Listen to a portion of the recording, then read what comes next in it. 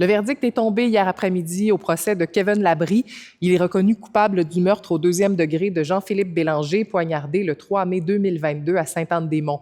Les 12 jurés ont délibéré pendant un peu moins de 5 heures pour en venir à ce verdict unanime.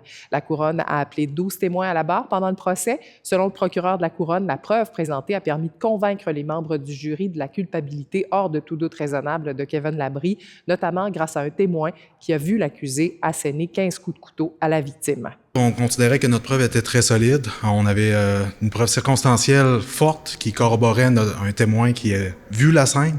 Donc, on n'est vraiment pas surpris du verdict considérant la force de notre preuve. La défense, de son côté, n'a présenté aucun témoin. L'accusé lui-même n'a pas témoigné à son procès. C'est la décision du jury. Là. Il n'y a pas à être surpris ou pas surpris.